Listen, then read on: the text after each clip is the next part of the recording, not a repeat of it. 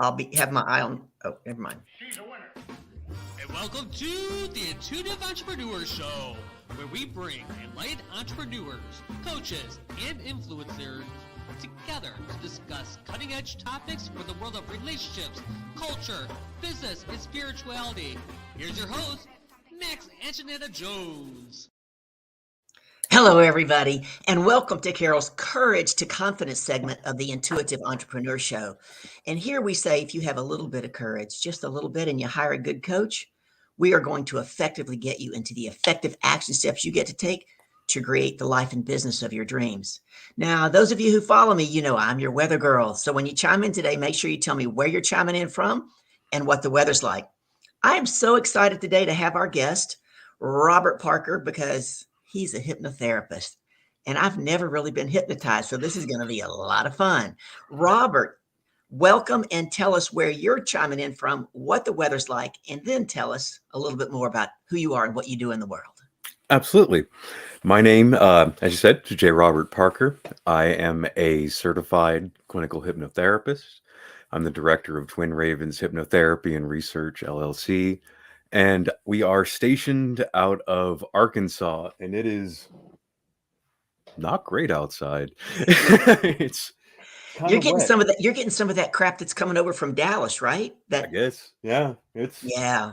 we got So real unpredictable weather. It was, I think, 82 and sunny the other day, and now it's in the 50s and raining. So, yeah.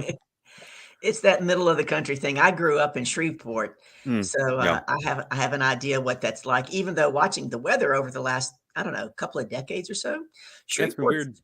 Shreveport's getting a lot more colder weather than it Hmm. used to.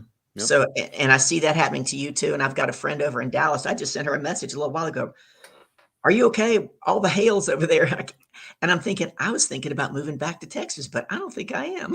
Well, I'm actually originally from Texas. What part? Austin. Oh, I was born in Lubbock. Oh, there you go. Yeah, I like anyone else that is from Austin, it was a bit of a shock seeing what's happened over the past couple of decades. Uh, I looked into it recently, and when I was born, Austin had a population of, I think, 750,000 people, and now it's pushing 3 million. Yeah. Uh, that's a bit much. There's a So lady. I moved out in the middle of nowhere. And what part of Arkansas are you in? Uh, it is, I work fully remote, so I don't generally uh, give my location out Oh, fair enough. necessarily. Fair enough. I That's am fair. I am in a tiny town in the middle of nowhere outside of Hot Springs would be the best way to put it. I had a friend of mine because I've been looking to move someplace where I could have a wood burning fireplace in the wintertime. Mm, And so a friend of mine a few months ago sends me this Facebook message and he tells me this place that I get to go live in Arkansas and all the good things about it. So the first thing I did is I went and Googled where he wanted me to live. And I Googled how close is the nearest Trader Joe's. there's I not then one. I then sent my friend a message and I said, no way am I moving somewhere where I have to drive 3.5 hours to get to Trader Joe's. Pick Oh yeah, somewhere else. that's the one thing you learn when you move to Arkansas is there's nothing closer than an hour, and that's just what you got to deal with. Now, the plus side of that is that hour is going to be spent driving through national forest, probably. So Mm, it's a pleasant that's drive, at least. beautiful. Yeah. Before we hop in, and I want to definitely want to hear more about what you're doing in the world. Many years ago, are you familiar or do you remember the comedian named Elaine Boozler? That sounds really familiar. She had the big kind of big red curlyish hair. Yeah, because I used to be really, I say used to, I still am, but I'm really into stand-up comedy, She was and definitely that, and I I heard her. remember her. I heard her one time, and someone out in the audience, she said she was from. Wait, first Elaine says she's from Arkansas, and someone in the audience screams, "Hey, I'm from Arkansas!" And she pauses and she looks out off the stage and she goes, "You're from Arkansas?" And he goes, "Yes." She goes, "What street?" I mean, it's kind of true. The closest traffic light to me is an hour away. Holy Uh, mackerel! the closest street light to me is probably 20 or 30 minutes. Like I when when I say I live in the middle of nowhere, I think the town I live in has 1,100 people. So what compelled you to do that? I needed a break. I'd been getting very uncomfortable in Austin for a very long time, Mm, and I had some bad habits, bad memories, and bad associations all over the city. And I had the opportunity to move out here. And I'd lived pretty much in the same place for over 30 years. mm. Uh like I almost was always at most like 5 minutes away from the street that I grew up on, if not Oh, on the street I grew up. wow. Oh, wow. Okay. So it was time to leave because Austin was becoming wildly expensive, and I uh I got tired of dealing with it. Mm. Like when when I first started renting an apartment, it was $400, and now that exact same apartment, literally is 1,800. I was gonna say 2000. Yeah. It's And incredible. hard pass on that. I don't paying rent chafes against everything that I am, so I don't love it. I get it. I get it. Well, tell me how you got into hypnotherapy. And I'd like to know, I'm going to ask you several questions, but Oh, one of them go is ask away. what makes you unique in the world of hypnotherapy and how you do what you do? Okay. So it's kind of an odd story. It's probably not the same thing that you're going to hear from a lot of hypnotherapists. So, um, first of all, before I went to school, the extent of my knowledge of hypnosis was a book written in 1907 on the topic, which was exactly as wacky as you would hope that a book on hypnosis from 1907 would be. And that was about it. And kind of to give the story context, we have to go back to the beginning of the pandemic. And I kind of knew what was coming for a while because I one of my hobbies, my interests, something about myself, whatever have you, is I like to know what's going on in the entirety of the world, not just in my country or in my own backyard. I want to know what's going on the planet that I live on. And because of that, I got pretty early warning Mm, of what was happening. And I even told my partner, like, this is going to affect us. And sure enough, come late January, early February, it affected us because we both worked in the restaurant industry. mm. Um, I've for most of my life, I've been a career tattoo artist, and when I moved here, I became a chef because I've always been pretty good at cooking, and What's your frankly, favorite thing to cook? chicken tikka masala, garlic naan.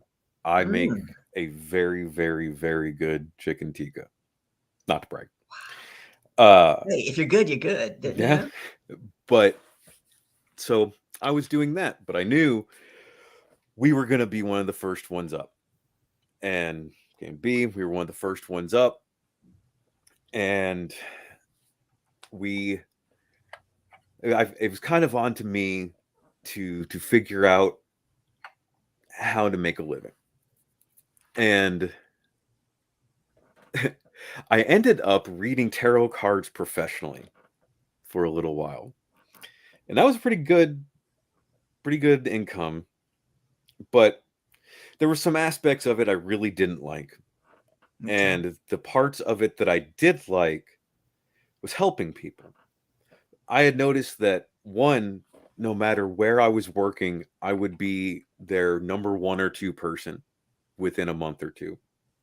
And anytime I live streamed for a company, I was always their number one rated person. And I noticed I was having people pay to call back just to thank me, just to tell me that what I had done for them legitimately helped them. Because my goal wasn't to read the future or anything like that. That's not really what I believe what's going on with that. What I was doing is, you'll appreciate this given your apparent title, I was using the archetypes given within the cards to reframe people's situations to them from a Mm. different perspective. Yep. Because one of the things I've come to realize that I didn't even know I was utilizing at that point is we all have the resources to help ourselves. Ultimately, it's not a coach or a hypnotherapist or anything that helps you. It's you that helps you. We just get you to that point that you use your own natural resources, because we can't hold your hand through life. So it's obviously has to be something that you do. Anyway, so I got a lot of satisfaction from that. And I was thinking to myself, because I was starting to get burnt out, what can I do that's just helping people? And because I can never do things the traditional way, what's something interesting that I can use to help people? And I'm mindlessly scrolling through Facebook one day, and an ad comes across my feed for an accredited college that specializes in clinical hypnotherapy. Um, they offered a very extensive program. I think all said and done, I put like 880 hours into my training. Wow. Uh-huh. And some of the things that they said that they taught in at that moment, I found really compelling. Yeah. And so I figured, why not give it a shot? I wasn't entirely sure even what hypnosis was, if it was real, etc., etc. And within about 2 weeks of attending class, I had my mind blown several times, because I have a very logical background, a very skeptical background. I've had a lot of medical training, and I used to work as an EMT. I used to work in organ donation. I am very much uh I require evidence. I require my practices be evidence based.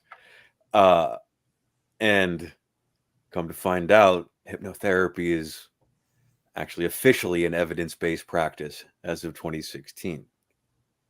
And more than that, more than the things I learned and the things I saw and the things I was doing, there was the change that was happening in me. Because, of course, as you learn to do these things, you are your first client.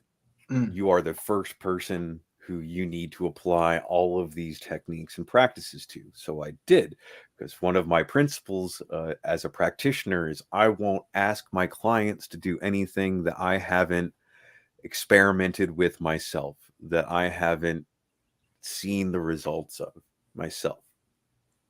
And to give some background on me as to how profound that change was, I spent decades as one of the most negative, angry people you've ever met. I Mm. thought the world was a horrible place filled with horrible people, and I was just in it surviving. And because of the things that I learned, particularly about something called the reticular activating system, I I realized it was all perspective. That the world wasn't a bad place, or I wasn't seeing the world as a bad place because it was a bad place. I was seeing the world through a negative lens because that was the lens I had chosen, and that was what my subconscious was showing me. Yep. And so, like I said, I experiment. I have to see evidence. So I thought to myself, okay, well, if these things like self-talk and the thoughts that we allow in our mind are truly impacting me this much, I'll try the opposite for a little bit, see what that does, just as an experiment. And sure enough, I started noticing that just the way I looked at things, the way I looked at myself, my partner, the world around me was drastically different. Mm-hmm. That I no longer looked at other people with judgment and contempt. It was at worst sympathy, and at best, I say understanding, but one of my big things is you'll never understand another human being, and another human being will never understand you. You will only ever understand at best yourself, and you can use that to have sympathy for others, but that's about it. But how And few people actually understand themselves or want to do the work that's the thing. necessary. And what you made me think of is something I've said before in the past. In challenging situations, I've looked at somebody and said, "I can explain it to you, Hmm. but I cannot understand it for you." Hmm. Right. Absolutely. Yeah. And that's one of the things I try to make people understand, because people struggle with being understood, and like, that'll never happen. Even if it was somebody that has been by your side your entire life, 24 hours a day, they will never understand you. And you will never understand them, because you will never be in their head and they will never be in yours. But through understanding yourself and doing that work, and it is at times very unpleasant work, Yes, it is. um, you will be able to have true sympathy for others, because through understanding yourself and your own pain and your own flaws, you can begin to understand someone else's pain, someone else's flaws, even if it is not your pain, even if it's not your flaws, because you can understand them in you. You don't have to understand the details to understand the experience and then sympathize with that. So that's why it's kind of been a big deal, because I'm real big on wording. Shocking. A hypnotist is big on wording. I try not to ever say I understand anymore. I make a big deal to say I sympathize. Do you That, sympathize or do you empathize? If you've done the work and you've gone inside and explored your own pain, well, right? 'Cause unless it's something that I can directly relate to, I can't empathize, because Hmm, sympathy means you can relate. Empathy means you directly have experienced that. So it's it's kind of in the linguistics of the word, in a way. that's That interesting because as I was raised up in the deep south, um, um, sympathy oftentimes was equated with the word pity. Mhm. And if I pity you, that means I don't believe that you can do it. Yeah. And so I stay away from that. That's why I was asking for your clarification on that. And anyone that worked with me will know this.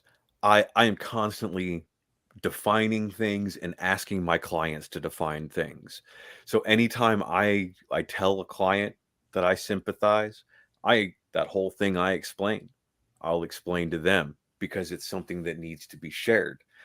Every I have become huge on wording, the way we choose to express our reality, the way we Mhm. choose to label our reality, or even labeling our reality to begin with. Uh, for example, when people feel sad, what do they say?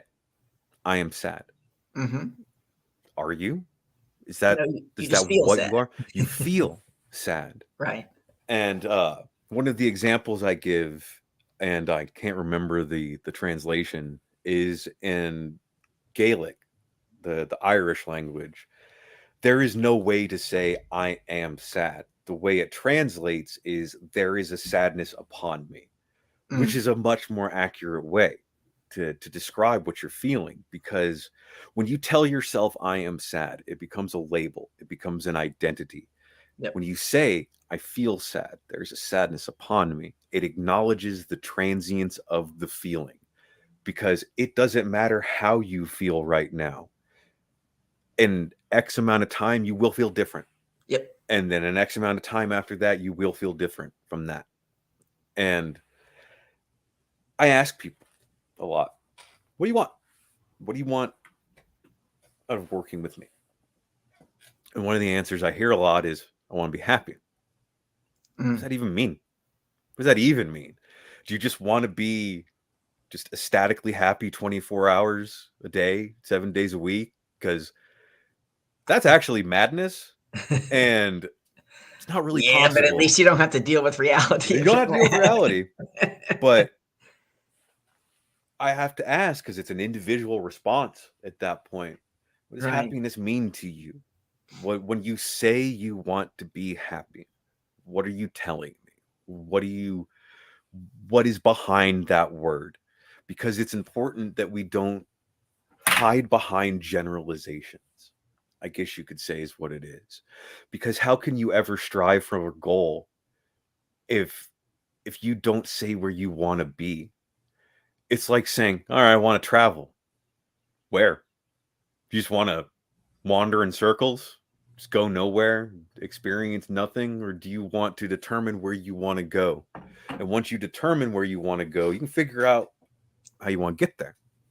And the first step is figuring out that destination. It's not I want to be happy, I want to be successful, etc., etc. Of course you do. That's don't we all?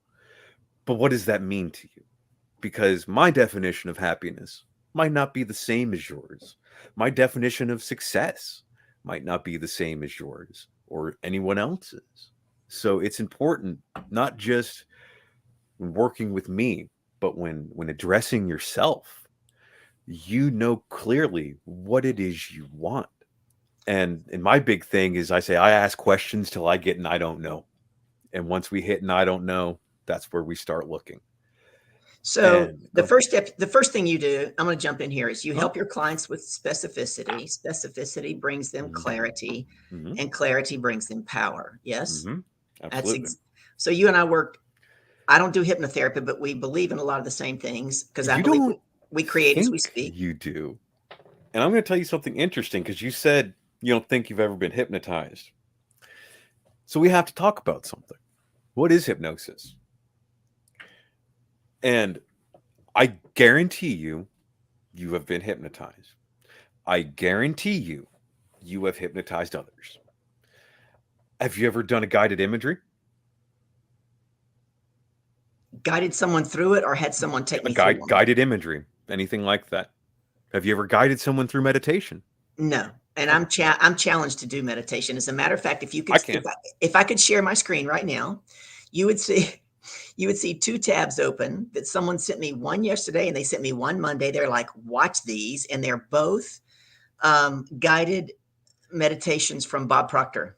So I can't meditate either. I fell asleep during the first one Monday night. I Um, was like, you're probably the same suggestibility type as I am.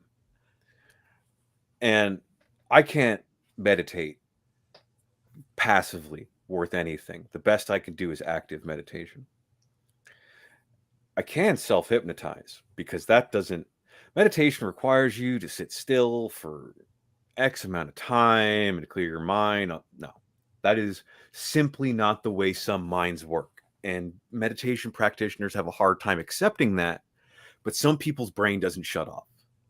right. And the answer to that is self hypnosis because it's practically the same thing. We're all going through the same brainwave patterns.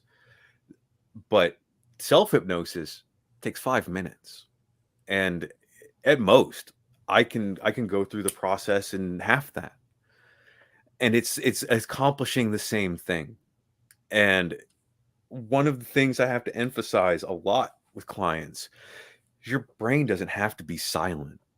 You're going to have conscious thoughts. My mind races in trance. And to attempt to demand silence from your mind, which meditation practitioners always harp on, is simply not a thing that some people can do. And that needs to be accepted because, for example, with hypnosis, I I do some pre-testing with all of my clients because I need to know how I need to speak to you to get you into hypnosis because not all people get there the same. Well, how are you defining hypnosis? Hypnosis is the removal of the critical filter that separates the conscious and unconscious mind through the advanced use of language. Because Hypnosis is advanced communication. That's all it ever could be, because it's not a superpower. It's not metaphysical. So if it's not that, what is it? It's just advanced communication. It's me knowing how to communicate and call up the subconscious mind and speak directly to its associations. So I'm going to jump in because we're almost out of time. Max likes us to keep it 30 minutes. Oh, absolutely. I would like you to tell people how they can find you, how they can work with you, and we will be running some information across the bottom of the screen so people know how to contact you. So, like I said, I'm the director of a company called Twin Ravens Hypnotherapy and Research. Our website is www.twinravens.org. I recommend anyone that is interested in what I had to say, check me out. We have a lot of our past interviews on there. You could sign up for a free consultation. I'll happily speak to anyone. It's a 15-minute call just for us to go over everything, see if this is right for you, if we're right to work together. So I encourage anyone to check out my website, reach out to me, ask any questions you may have. I'm always open. So fantastic. Do you like to go by Jay or by Robert? Go by Robert. Okay, that's what I thought. So yeah. Thank you, Robert. Absolutely. Stay safe there in Arkansas. This has been very, very educational. Everybody, whether you're here with us live today and you didn't comment or you're on #replay, let us know what you think. I found this very fascinating. Good education. Thank you, Robert. Reach out to Robert, right? Absolutely. Yes. We all get to take a look at ourselves, but oftentimes because we're stuck in a jar, we get to have somebody outside of us help us bring that awareness in. This has been the Carol's Courage to Confidence segment of the Intuitive Entrepreneur Show. We'll be back here next week. Now, it's going to be the first Wednesday of the month next week. That means, guess what? You get Carol. Come here for some awesome teaching and training in leadership and how to ask empowering questions. Make it a great week, everybody. Take care. The Intuitive Entrepreneur Show is hosted by Max and Janetta Jones and is brought to you by Life Coaching Today magazine, empowering your health, business, community, and life. This has been a production of True Awesome Life Productions, who asked, what does your true awesome life look like? Start that journey today at trueawesomelife.com. For more information on this or past episodes, go to the Intuitive Entrepreneur